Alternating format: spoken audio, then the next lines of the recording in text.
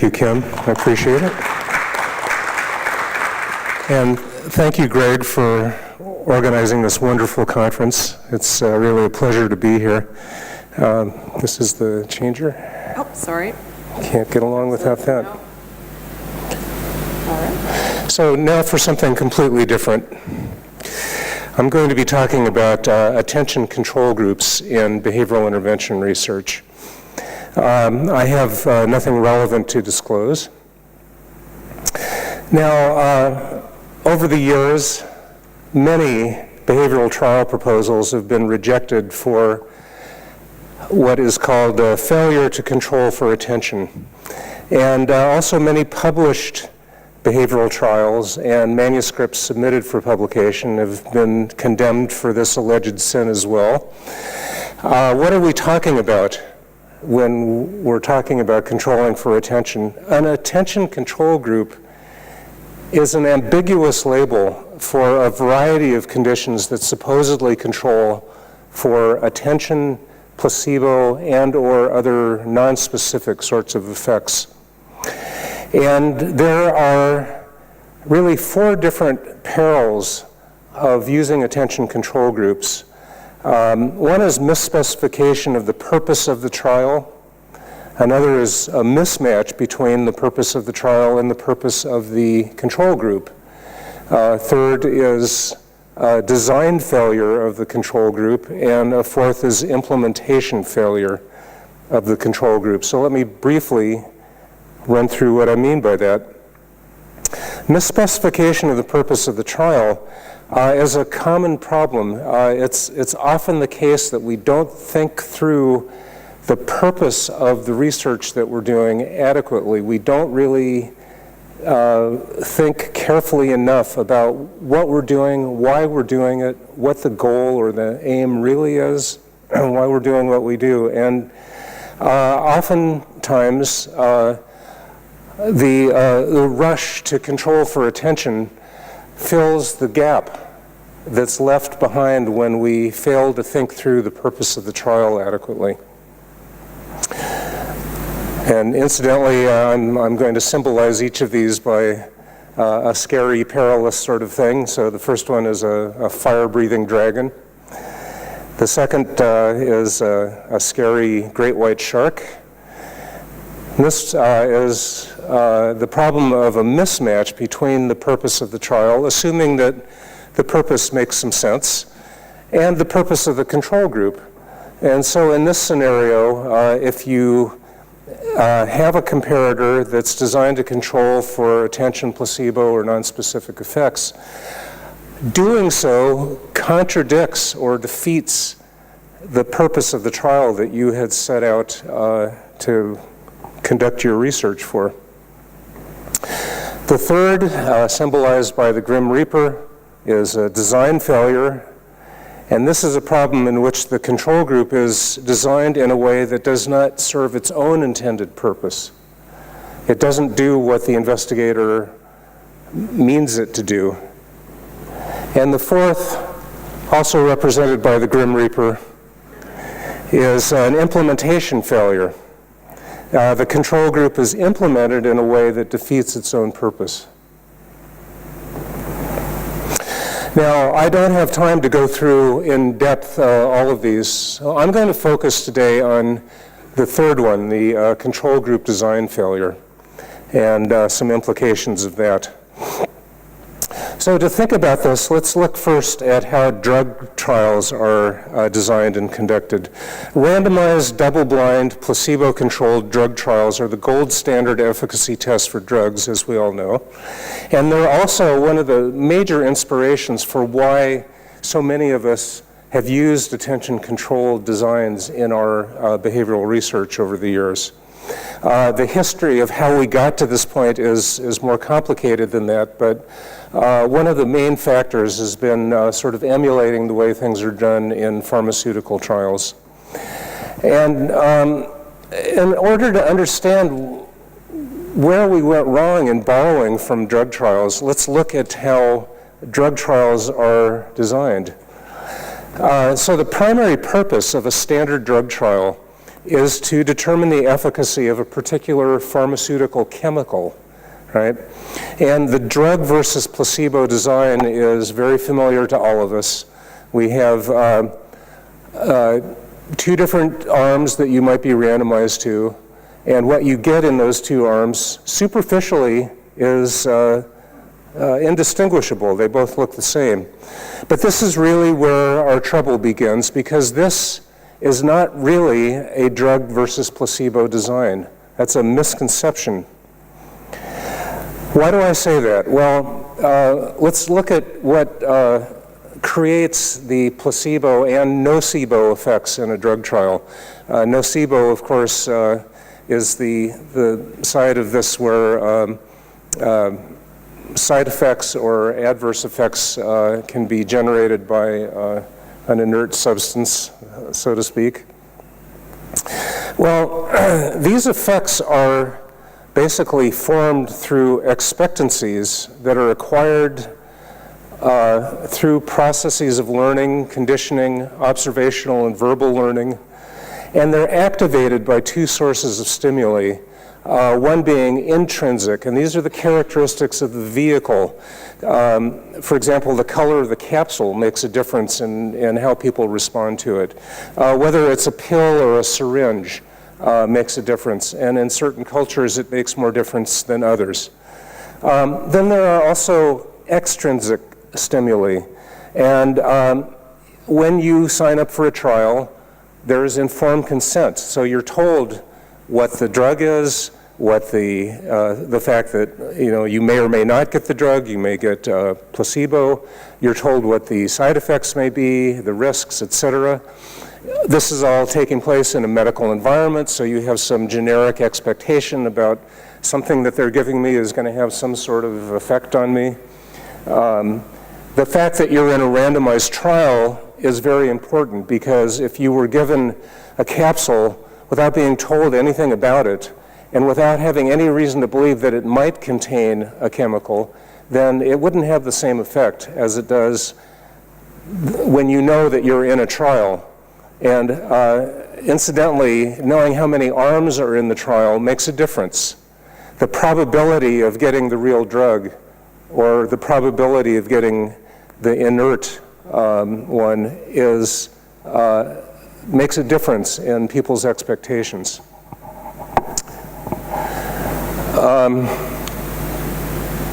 So in a double-blind, placebo-controlled trial, both groups are exposed to identical intrinsic and extrinsic placebo and nocebo stimuli. In other words, both groups get the placebo, right? The difference is there's a chemical hidden inside of one of them, and there's just inert powder hidden inside of the other one. That's the difference between the groups. It's not drug versus placebo. And that's where our problems really begin. Because the typical conception of how these studies are designed is drug versus placebo, but the reality is closer to this. Both groups get a placebo. They differ in terms of whether they get the chemical or not. But it's actually more complicated than that, because the participants in a drug trial also receive a form of attention that's known as clinical management. And so the design really is chemical plus placebo plus attention versus inert filler versus placebo plus attention. And so essentially drug trials, even though they look simple, they're just capsules or pills, they're actually complex interventions that have three distinguishable components. And the participants rarely know whether they're in the chemical or in the inert filler group.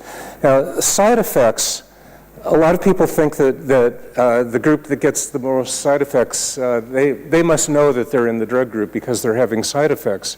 Ain't necessarily so, because nocebo effects can be very powerful. People can get remarkable side effects from inert substances. They're not actually getting it from the inert substance, but they're reporting side effects and experiencing things that are hard to explain. So it doesn't necessarily give the group away. Now, occasionally in some trials there may be a problem with the blind. For example, if the chemical has a very bad taste, sometimes the blind can be problematic. But usually in most trials, most or all participants remain blind. And under this condition, the chemical component is completely dissociable from the other two components. And so here's what the design really does for us.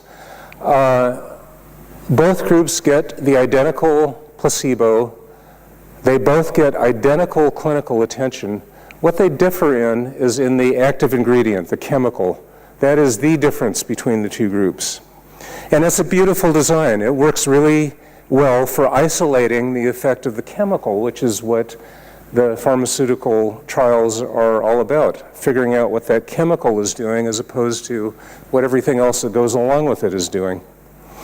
And dissociability of those components means that the presence or absence of the chemical has no effect on the placebo and attention components. They're identical in both groups, and removing the chemical doesn't alter the placebo and the attention elements as long as the participants know that they might be receiving the chemical. Again, it's the fact that they're in a trial. It's not just that they're handed a capsule or a pill, it's that they know that they might be getting a real drug as opposed to an inert substance that matters. Now, dissociation doesn't necessarily mean that the effects of these components are 100% additive. The effects may overlap to some extent. For example, we know that some of the brain circuitry that subserves the placebo effect is also involved in analgesia. And so, in a sense, the placebo effect may steal some of the analgesic molecules effect or vice versa. So the effects are not necessarily going to be fully additive. But nevertheless, the dissociability of the chemical from the other components makes it possible to test whether the chemical has an effect above and beyond placebo and attention. Unfortunately for us, in most behavioral trials, these components are not cleanly dissociable. And there are several constraints on the dissociability of these components in our trials, namely unblinded participants, interacting components, and entangled components. So the participants in most of our trials are unblinded. We can only do single-blinded trials. We can't really pull off double blinding in most cases. And thanks to informed consent, the participants know which group they're in as soon as they're randomized. They also know which group they're not in, right? They know what they're missing, and they know what they're getting. And they may have very different expectancies about the two different groups, even if the investigator tries to equate or equilibrate the expectancies. Don't forget, expectancies are in the eye of the beholder, and we can try as investigators to influence the expectancies of our participants, but we can't dictate them. We can't guarantee that people are going to have the same expectancies about very different kinds of conditions. In fact, we can usually assume that no matter what we do, they're going to have somewhat different expectancies. So some of the components of a complex intervention may interact with other components. And there are a couple of different kinds of ways this can happen. One is a synergistic interaction in which the combined effects are greater than the sum of the parts. So some of the ingredients are sort of promoting each other. But there can also be an antagonistic interaction in which one component counteracts the effects of another component so that their combined effect is less than the sum of the parts. And so these sorts of interactions, they're hard to divine in the first place, but so we don't always know whether or not they're going on. But the fact that they are possibilities makes it more difficult to isolate the effects of whatever we think are the active ingredients of our interventions, namely the behavioral equivalents of the chemical in a drug trial. And then there's entanglement, which to me is one of the biggest problems. When the components of a complex intervention are deeply entangled, the qualities, the qualitative nature of the intervention may be very different than the qualities of the isolated components. And the intervention can't be dismantled without obliterating its compound effect and unmasking or revealing the effects of the components. So let's try an analogy with a dietary trial. Let's say you want to study the effects of a high sodium diet, and so you randomly assign participants to a high sodium diet or a low sodium diet. And the high sodium diet develops hypertension, and the low sodium group lives happily ever after. And so nowadays we don't really need peer-reviewed journals, we have Twitter. And so the results of the study get broadcast to the world as new study proves that a high salt diet is bad for your health. That's what we glean from that. But then you have critics who come out of the woodwork and say, but wait a minute, your trial had a serious confound. Salt is sodium chloride, and your trial doesn't tell us whether it was actually the sodium that caused the hypertension. It could have been the chloride. And you didn't control for chloride, so shame on you. You didn't do your trial right. And so we're going to do another trial to satisfy the critics. And in this trial, we randomly assign participants to a high sodium diet with plenty of salt, NaCl, or a high chlorine diet, plenty of Cl and no Na. And the high sodium diet group once again develops hypertension, but elemental chlorine is toxic. So instead of putting salt on your dinner, you're putting bleach on your dinner. And everyone in the chlorine control group dies en masse.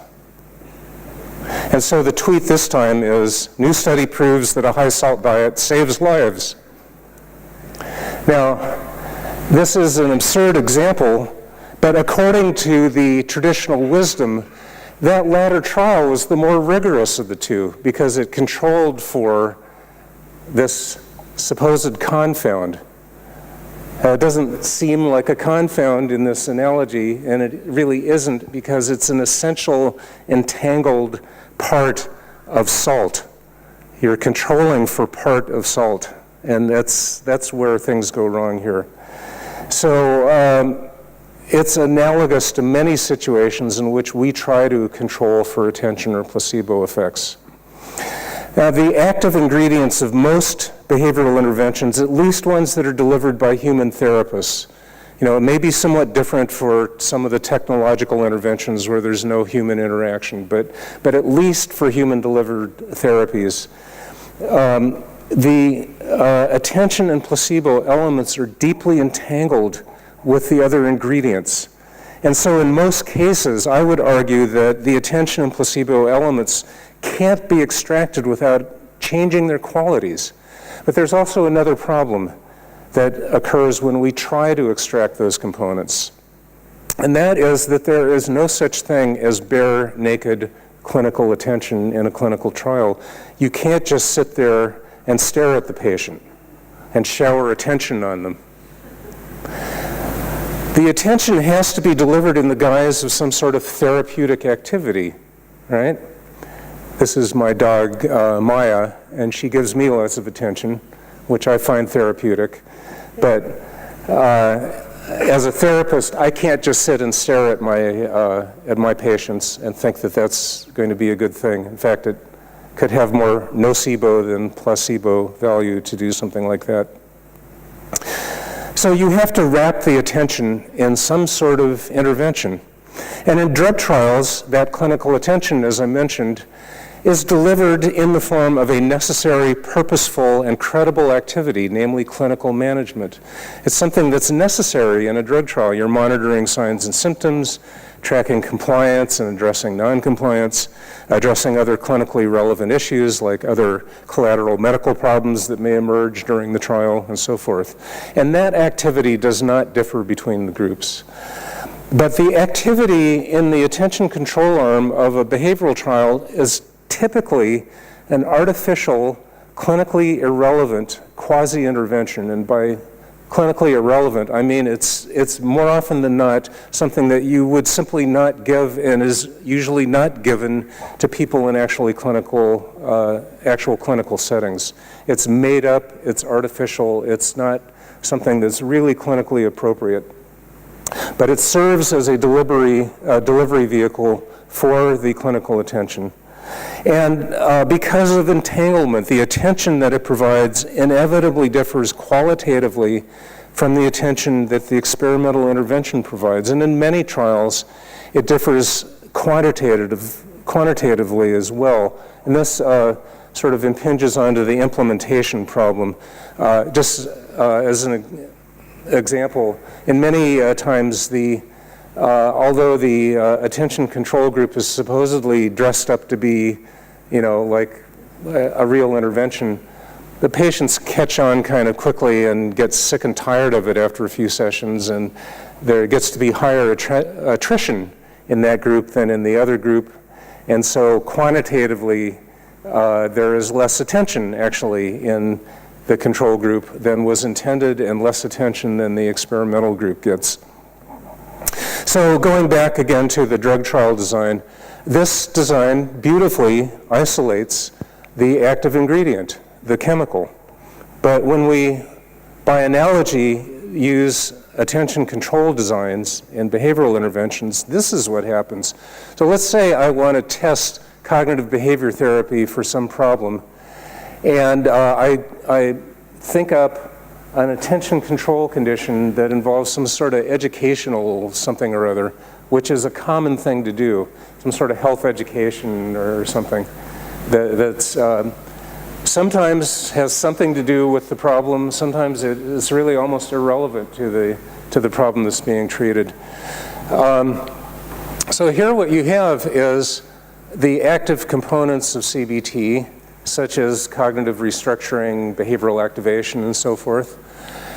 The placebo aspects of the CBT intervention, which are really closely connected to what you're doing in CBT as a therapy. And the kind of attention that you're giving the patient is very much connected to the kind of therapy that you're doing. So over here, you create a quasi-intervention, some sort of bogus education condition, as a bogus education condition as a vehicle for delivering attention and something to wrap the placebo in. And these elements, the placebo and attention, are tied to the educational intervention. So they're different qualitatively and often quantitatively from what is happening over here. So in effect, this design does not isolate or deconfound the treatment's active ingredients. So that's what I am referring to as a design failure. It simply doesn't work. So with few exceptions then, we can't dismantle behavioral interventions in a way that offers everything to one group and everything but the active ingredients to the other group. And that's unlike drug trials.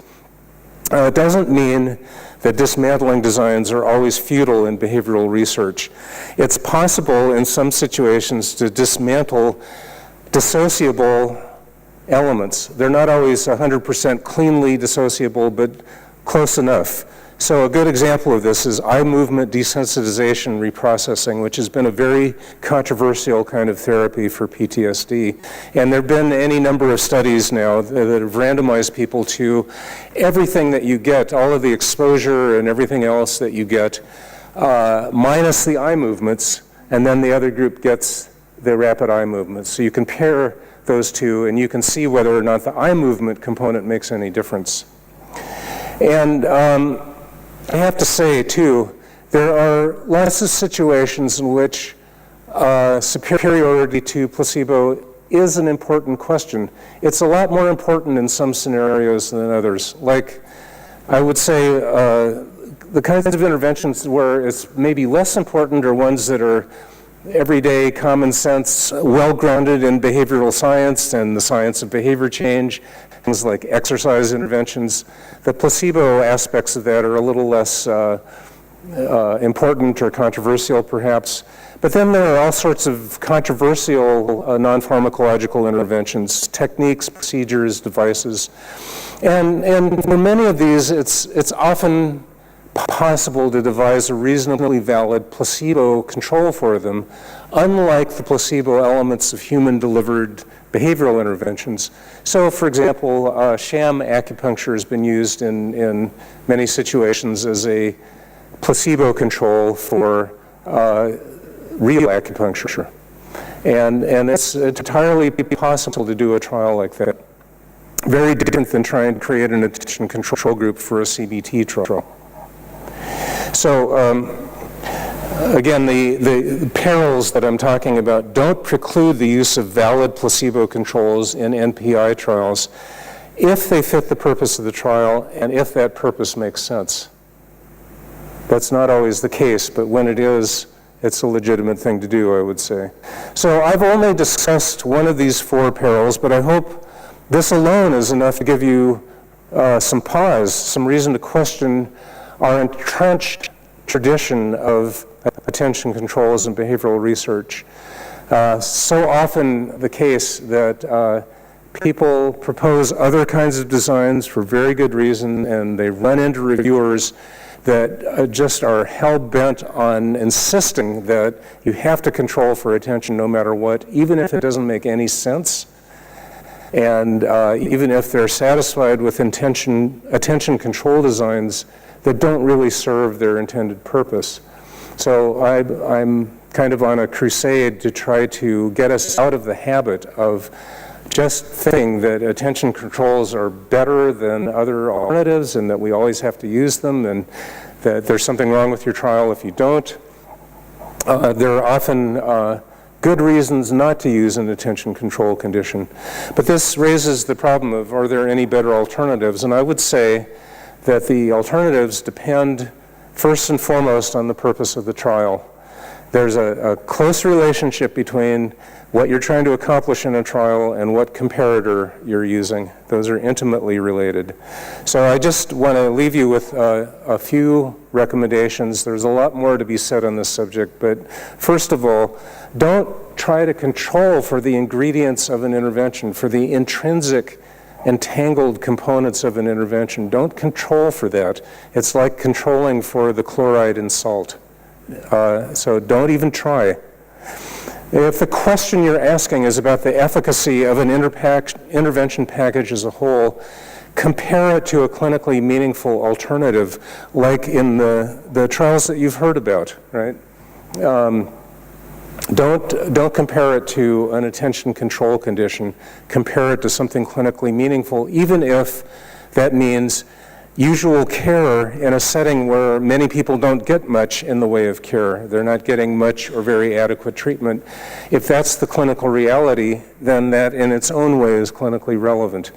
There are other kinds of clinically relevant comparators as well, but they're all better alternatives than trying to dismantle an intervention for the wrong reason at the wrong time. And so I would urge you to carefully consider whether, when, and why it's necessary to establish superiority to placebo and or attention aspects of a behavioral intervention. Thank you.